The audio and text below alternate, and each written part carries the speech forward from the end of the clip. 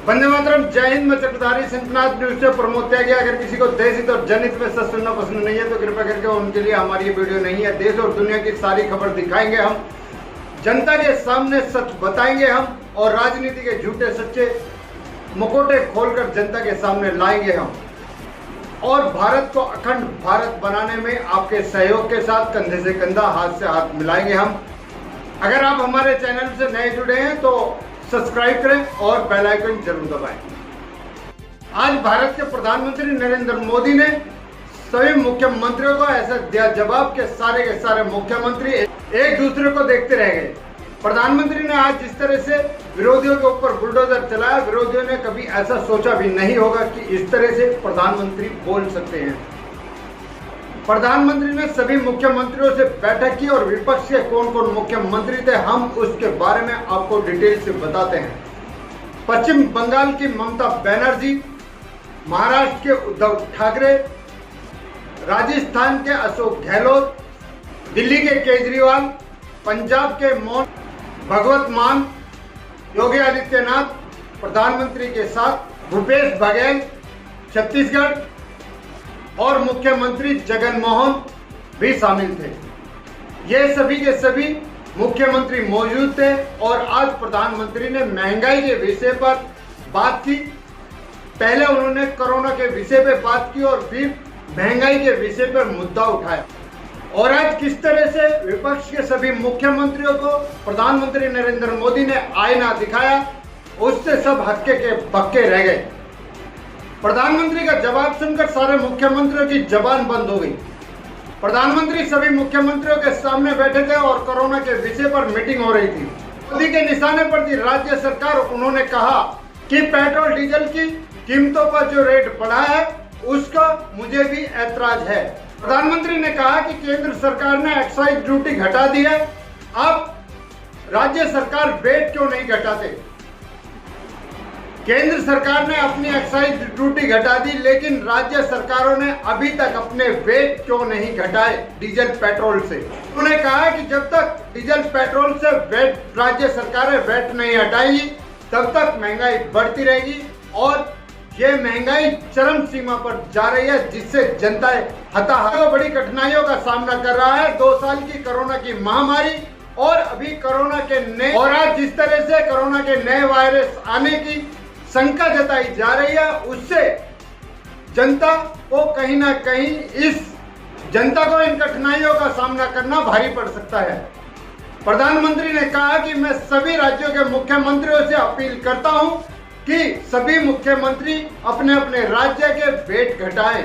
उन्होंने सभी मुख्यमंत्रियों को नसीहत करते हुए कहा कि जनता हमें विश्वास से जिताती है और अगर हम इस तरह से जनता के साथ छल करेंगे तो ये ना ही तो हमारी संस्कृति के लिए और ना ही जनता के लिए अच्छी बात नहीं है और इससे भारत का भी कहीं ना कहीं हनन होता है।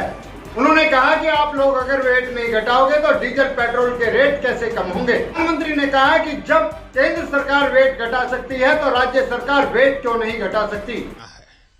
कि देश हित में आप पिछले नवंबर में जो करना था 6 महीने डिले हो चुका है, अब भी आप अपने राज्य के नागरिकों को वेट कम करके इसका बेनिफिट पहुंचाइए। आप सब जानते हैं कि भारत सरकार के पास जो रेवेन्यू आता है उसका 42% तो राज्यों के ही पास चला जाता है। मेरा सभी राज्यों से आग्रह है कि वैश्विक संकट के इस समय में कोऑपरेटिव फेडरलिज्म की भावना पर चलते हुए एक टीम के रूप में हम सब मिलकर काम करें। प्रधानमंत्री ने गैर बीजेपी राज्यों के नाम भी लिए जिसमें ममता बनर्जी, अशोक गहलोत, केजरीवाल, उद्धव ठाकरे, आंध्र प्रदेश, तमिलनाडु और तेलंगाना के मुख्यमंत्रियों के नाम भी थे। प्रधानमंत्री ने सभी मुख्यमंत्रियों के सामने इस बात का जिक्र किया। प्रधानमंत्री ने गंभीरता से लेकर स्पष्ट किया आप लोगों ने जो पैसा डीजल पेट्रोल से कमाया है वो राज्यों में लगाएं, अपने अपने प्रदेशों का वेट घटाएं। डीजल पेट्रोल सस्ता होगा तो जनता को बड़ी राहत मिलेगी, गरीब जनता पर इसका अच्छा प्रभाव पड़ेगा। प्रधानमंत्री ने खाद्य पदार्थ की चीजों का भी जिक्र किया और उन्होंने उस पर कहा कि सभी राज्यों में सब्सिडी बढ़ाई जा रही है, ऐसा क्यों? प्रधानमंत्री ने सभी राज्यों के मुख्यमंत्रियों से आह्वान किया। उन्होंने कहा कि खाद्य यातायात सब्सिडी बढ़ती जा रही है। सुनिए और देखिए कैसे प्रधानमंत्री नरेंद्र मोदी ने सभी विपक्षी मुख्यमंत्रियों की जुबान पर ताला लगा दिया।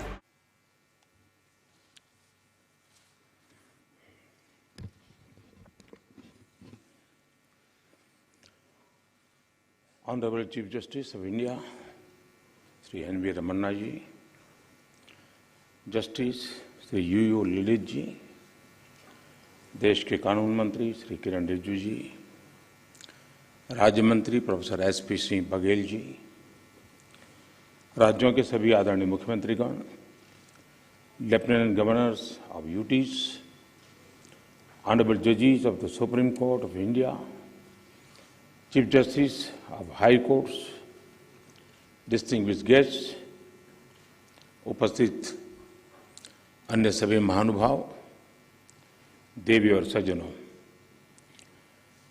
राज्य के मुख्यमंत्रियों और हाई कोर्ट के मुख्य न्यायाधीशों की ये जॉइंट कॉन्फ्रेंस हमारी संवैधानिक खूबसूरती का सजीव चित्रण है।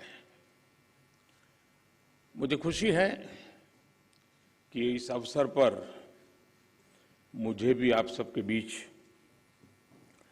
कुछ पल बिताने का अवसर मिला है।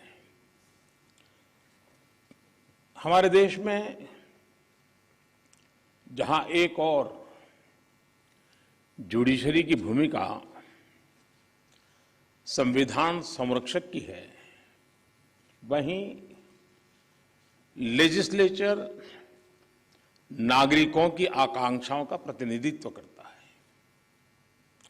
मुझे विश्वास है कि संविधान की इन दो धाराओं का ये संगम, ये संतुलन देश में प्रभावी और समयबद्ध न्याय व्यवस्था का रोडमैप तैयार करेगा। मैं आप सभी को इस आयोजन के लिए हृदय से शुभकामनाएं देता हूं। साथियों, मुख्यमंत्रियों और मुख्य न्यायाधीशों की ज्वाइंट कॉन्फ्रेंस पहले भी होती आई है और उनसे हमेशा देश के लिए कुछ न कुछ नए विचार भी निकले हैं। लेकिन ये इस बार ये जो आयोजन अपने आप में और भी ज्यादा खास है। आज ये कॉन्फ्रेंस एक ऐसे समय में हो रही है जब देश अपनी आजादी का अमृत महोत्सव मना रहा है। आजादी के इन 75 सालों ने जुडिशरी और एग्जीक्यूटिव दोनों के ही रोल्स और रिस्पॉन्सिबिलिटीज को निरंतर स्पष्ट किया है। जहां जब भी जरूरी हुआ देश को दिशा देने के लिए ये रिलेशन लगातार इवॉल्व हुआ है। आज आजादी के अमृत महोत्सव में जब देश नए अमृत संकल्प ले रहा है, नए सपने देख रहा है, तो हमें भी भविष्य की तरफ देखना होगा। 2047 में जब देश अपनी आजादी के 100 साल पूरे करेगा, तब हम देश में कैसी न्याय व्यवस्था देखना चाहेंगे। हम किस तरह अपने जुडिशियल सिस्टम को इतना समर्थ बनाएं कि वो 2047 के भारत की आकांक्षाओं को पूरा कर सके, उन पर खरा उतर सके। ये प्रश्न आज हमारी प्राथमिकता होना चाहिए। अमृत काल में हमारा विजन एक ऐसी न्याय व्यवस्था का होना चाहिए जिसमें न्याय सुलभ हो, न्याय त्वरित हो और न्याय सबके लिए हो। साथियों, देश में न्याय की देरी को कम करने के लिए सरकार अपने स्तर से हर संभव प्रयास कर रही है। हम जुडिशियल स्ट्रेंथ को बढ़ाने के लिए प्रयास कर रहे हैं। जुडिशियल इंफ्रास्ट्रक्चर को बेहतर करने की कोशिश चल रही है। केस मैनेजमेंट के लिए आईसीटी के इस्तेमाल की शुरुआत भी की गई है। सबऑर्डिनेट कोर्ट्स और डिस्ट्रिक्ट कोर्ट से लेकर हाई कोर्ट तक वैकेंसीज को भरने के लिए भी प्रयास हो रहे हैं। साथ ही जुडिशियल इंफ्रास्ट्रक्चर को मजबूत करने के लिए भी देश में व्यापक काम हो रहा है। इसमें राज्यों की भी बहुत बड़ी भूमिका है। साथियों, आज पूरी दुनिया में नागरिकों के अधिकार के लिए, उनके सशक्तिकरण के लिए टेक्नोलॉजी एक इंपॉर्टेंट टूल बन चुकी है। हमारे जुडिशियल सिस्टम में भी टेक्नोलॉजी की संभावनाओं से आप सब परिचित हैं। हमारे ऑनरेबल जजेस समय समय पर इस विषय में विमर्श को आगे भी बढ़ाते रहे हैं। भारत सरकार भी जुडिशियल सिस्टम में टेक्नोलॉजी की संभावनाओं को डिजिटल इंडिया मिशन का एक जरूरी हिस्सा मानती है। उदाहरण के तौर पर ई कोर्ट्स प्रोजेक्ट को आज मिशन मोड में इंप्लीमेंट किया जा रहा है। सुप्रीम कोर्ट ई कमेटी के मार्गदर्शन में जुडिशियल सिस्टम में टेक्नोलॉजी इंटीग्रेशन और डिजिटाइजेशन का काम तेजी से आगे बढ़ रहा है। मैं यहां उपस्थित सभी मुख्यमंत्रियों और हाईकोर्ट के सभी चीफ जस्टिस से भी आग्रह करूंगा कि इस अभियान को विशेष महत्व दें, इसे आगे बढ़ाएं। डिजिटल इंडिया के साथ जुडिशरी का ये इंटीग्रेशन आज देश के सामान्य मानवी की अपेक्षा भी बन गई है। आप देखिए, आज कुछ साल पहले डिजिटल ट्रांजैक्शन को हमारे देश के लिए असंभव माना जाता था। लोगों को लगता था, लोग शक करते थे, अरे ये हमारे देश में कैसे हो सकता है। और ये भी सोचा जाता है इसका स्कोप केवल शहरों तक ही सीमित रह सकता है, उससे आगे बढ़ नहीं सकता है। लेकिन आज छोटे कस्बों और यहां तक गांवों में भी डिजिटल ट्रांजैक्शन आम बात होने लगी है। ये पूरे विश्व में पिछले साल जितने डिजिटल ट्रांजैक्शन हुए उसमें से 40% डिजिटल ट्रांजैक्शन भारत में हुए हैं।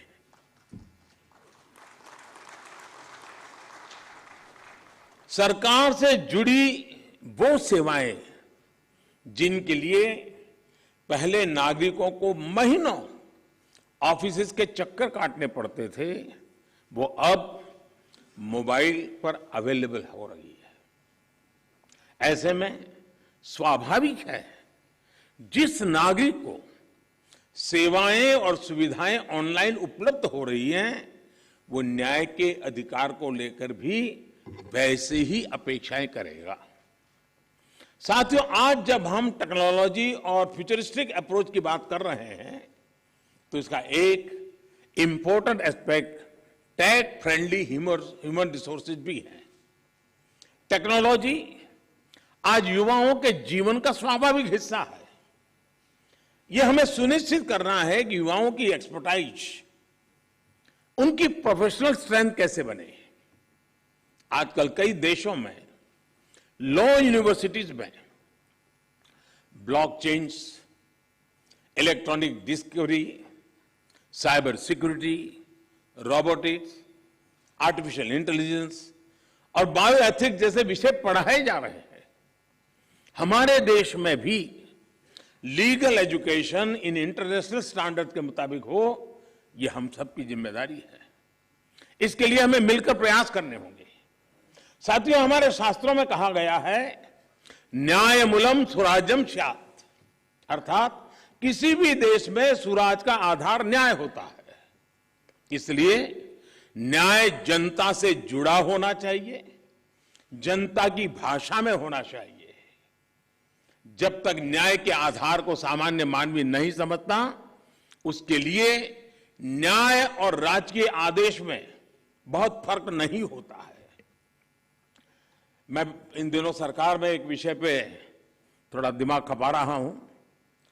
दुनिया के कई देश ऐसे हैं कि जहां कानून बनाते हैं तो एक तो लीगल टर्मिनोलॉजी में कानून होता है, लेकिन उसके साथ एक और कानून का रूप भी रखा जाता है जो लोक भाषा में होता है, सामान्य मानवी की भाषा में होता है, और दोनों मान्य होते हैं।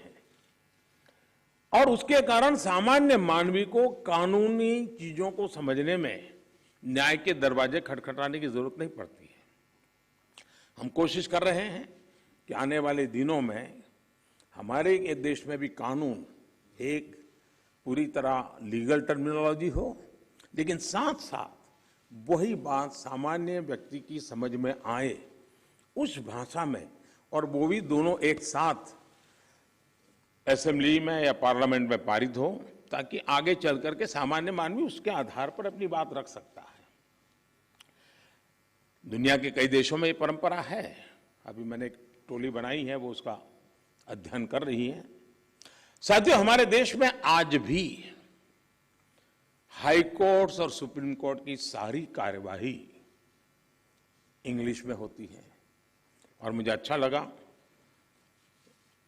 सीजेआई ने स्वयं ने इस विषय को स्पर्श किया। तो कल अखबारों को पॉजिटिव खबर का अवसर तो मिलेगा अगर उठा ले तो।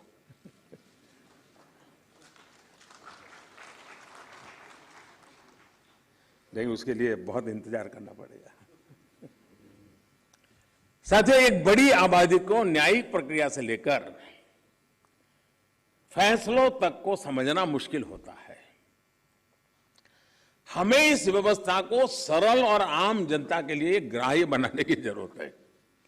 हमें कोर्ट्स में स्थानीय भाषाओं को प्रोत्साहन देने की जरूरत है। इससे देश के सामान्य नागरिकों का न्याय प्रणाली में भरोसा बढ़ेगा, वो उससे जुड़ा हुआ महसूस करेगा। अब इन समय हम एक कोशिश कर रहे हैं कि टेक्निकल एजुकेशन और मेडिकल एजुकेशन मातृभाषा में क्यों नहीं होना चाहिए।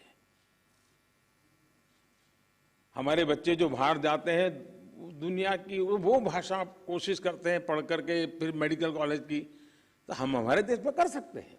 और मुझे खुशी है कई राज्यों ने मातृभाषा में टेक्निकल एजुकेशन, मेडिकल एजुकेशन के लिए कुछ इनिशिएटिव लिए हैं। तो आगे चल करके उसके कारण गांव का गरीब का बच्चा भी जो भाषा के कारण रुकावटें महसूस करता है, उसके लिए सारे रास्ते खुल जाएंगे। और ये भी तो एक बड़ा न्याय है, ये भी एक सामाजिक न्याय है। सामाजिक न्याय के लिए न्यायपालिका के तराजू तक जाने की जरूरत नहीं होती है। सामाजिक न्याय के लिए कभी भाषा भी बहुत बड़ा कारण बन सकती है। साथियों, एक गंभीर विषय सामान्य आदमी के लिए कानून की पेचीदगियां भी है। 2015 में हमने करीब 1800 ऐसे कानूनों को चिन्हित किया था जो अप्रासंगिक हो चुके थे। इनमें से जो केंद्र के कानून थे, ऐसे 1450 कानूनों को, 1450 कानूनों को हमने खत्म किया। लेकिन राज्यों की तरफ से केवल 75 कानून ही खत्म किए गए हैं। मैं आज सब यदि आदरणीय मुख्यमंत्रीगण यहां बैठे हैं, मैं आपसे बहुत आग्रह करता हूं कि अपने राज्य के नागरिकों के अधिकारों के लिए, उनकी ईज ऑफ लिविंग के लिए आपके यहां भी ये कानूनों का इतना बड़ा जाल बना हुआ है, काल बाह्य कानूनों में लोग फंसे पड़े हैं, उन कानूनों को निरस्त करने की दिशा में आप कदम उठाइए। लोग बहुत आशीर्वाद देंगे जी। साथियों, न्यायिक सुधार केवल एक नीतिगत विषय या पॉलिसी मैटर ही नहीं है। देश में लंबित करोड़ों केसेस के लिए पॉलिसी से लेकर टेक्नोलॉजी तक हर संभव प्रयास देश में हो रहे हैं, और हमने बार बार इसकी चर्चा भी की है। इस कॉन्फ्रेंस में भी आप सब एक्सपर्ट्स इस विषय पर विस्तार से बात करेंगे ही, ये मुझे पूरा विश्वास है। और मैं शायद बहुत लंबे अरसे तक इस मीटिंग में बैठा हुआ हूं। शायद जजेस को ऐसी मीटिंग में आने का जितना अवसर मिला होगा उससे ज्यादा मुझे मिला है, क्योंकि मैं कई वर्षों तक मुख्यमंत्री के रूप में इस कॉन्फ्रेंस में आता रहता था। अब यहाँ बैठना मौका आ गया है तो यहाँ से आता रहता हूँ। तो एक प्रकार से मैं इस महफिल में सीनियर हूँ।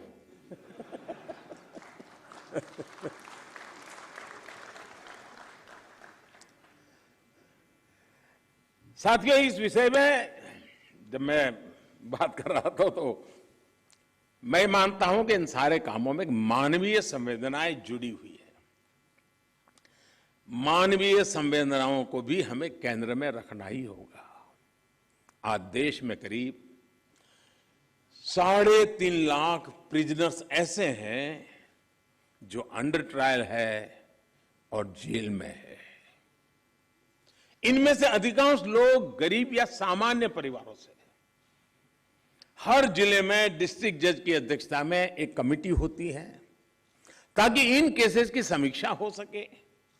जहां संभव हो बेल पर उन्हें रिहा किया जा सके।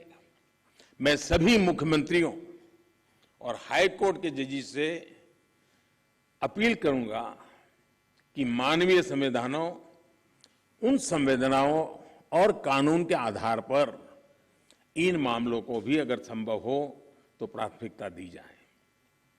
इसी तरह न्यायालयों में और खासकर स्थानीय स्तर पर लंबित मामलों के समाधान के लिए मध्यस्थता, मीडिएशन भी एक महत्वपूर्ण जरिया है। हमारे समाज में तो मध्यस्थता के जरिए विवादों के समाधान की हजारों साल पुरानी परंपरा है। आपसी सहमति और परस्पर भागीदारी, ये न्याय की अपनी एक अलग मानवीय अवधारणा है। अगर हम देखें तो हमारे समाज का वो स्वभाव कहीं ना कहीं अभी भी बना हुआ है। हमने हमारी उन परंपराओं को खोया नहीं है। हमें इस लोकतांत्रिक व्यवस्था को मजबूत बनाने की जरूरत है। और जैसे चीफ साहब ने ललित जी की तारीफ की, मैं भी करना चाहूंगा। उन्होंने पूरे देश में भ्रमण किया, हर राज्य में गए इस काम के लिए। और सबसे बड़ी बात है, कोरोना काल में गए। साथियों, मामलों का कम समय में समाधान भी होता है, न्यायालयों का बोझ भी कम होता है और सोशल फैब्रिक भी सुरक्षित रहता है। हमने इसी सोच के साथ संसद में मीडिएशन बिल को भी एक अम्ब्रेला लेजिस्लेशन के रूप में भी पेश किया है। अपनी रीच लीगल एक्सपर्टाइज के साथ हम मीडिएशन से सॉल्यूशन की विधा में ग्लोबल लीडर बन सकते हैं। हम पूरी दुनिया के सामने एक मॉडल पेश कर सकते हैं। मुझे पूरा भरोसा है कि प्राचीन मानवीय मूल्यों और आधुनिक अप्रोच के साथ इस कॉन्फ्रेंस में ऐसे सभी विषयों पर आप सब विद्वज्जन विस्तार से चर्चा करके, मंथन करके उस अमृत को लाओगे जो शायद आने वाली पीढ़ियों तक काम आएगा। इस कॉन्फ्रेंस में जो नए आइडियाज निकलेंगे, जो नए निष्कर्ष निकलेंगे, वो नए भारत की आकांक्षाओं को पूरा करने का माध्यम बनेंगे। इसी विश्वास के साथ मैं फिर एक बार आप सबके मार्गदर्शन के लिए मैं आपका आभारी हूं और मैं सरकार की तरफ से ये विश्वास दिलाता हूं कि देश के न्याय व्यवस्था के लिए सरकारों ने जो करना होगा, चाहे राज्य सरकार हो, केंद्र सरकार हो, वो भरसक प्रयास करेगी ताकि हम सब मिलकर के देश के कोटि कोटि नागरिकों की आशा अपेक्षाओं को पूर्ण कर सके। और 2047 में देश जब आजादी के 100 साल मनाए, तब हम न्याय के क्षेत्र में भी और अधिक गौरव के साथ, और अधिक सम्मान के साथ, और अधिक संतोष के साथ आगे बढ़ें, यही मेरी बहुत बहुत शुभकामना है। बहुत बहुत धन्यवाद। प्रधानमंत्री ने जो कहा उसमें सच्चाई कितनी है वो बताएंगे हम। महाराष्ट्र में वेट लिया जाता रहा है पर लीटर 30 रुपए 15 पैसे। उत्तर प्रदेश में वेट है 16 रुपए 50 पैसे। राजस्थान जो सबसे ज्यादा शोर मचाने वाला राज्य है महंगाई के मुद्दे पर, वहां पे वेट है 29 रुपए 10 पैसे पर लीटर और गुजरात में 16 रुपए 55 पैसे पर लीटर वेट है। केरल में 27 रुपए 25 पैसे वेट है। उत्तराखंड में 14 रुपए 91 पैसे। उत्तर प्रदेश में 31 रुपए 35 पैसे पर लीटर वेट है। तो हिमाचल में 16 रुपए 44 पैसे पर लीटर वेट है। करने की बात की तो विपक्ष कैसे आग बबूला हो गया वो आप इस वीडियो में देख सकते हैं। खाली पेट्रोल और डीजल का ऊपर, मैं डोमेस्टिक गैस का बात नहीं कहा, मैंने टच नहीं किया। खाली पेट्रोल और डीजल पे मोदी जी का इनकम हुआ है 17 लाख 17.3 लाख 202 करोड़ 242 करोड़। और आप स्टेट को बोलते हैं। महीनों पहले ही अपने अपने राज्यों में टैक्सेस में कटौती की थी और आम नागरिक को उसका लाभ पहुंचाया था। कर्नाटक को 5,000 करोड़, गुजरात को 4,000 करोड़, बाकी राज्यों को भी हजारों करोड़ रुपए की क्षति उससे हुई। टैक्स की कलेक्शन कम हुई, लेकिन भाजपा शासित राज्यों में आम नागरिकों को उसका लाभ मिल पाया।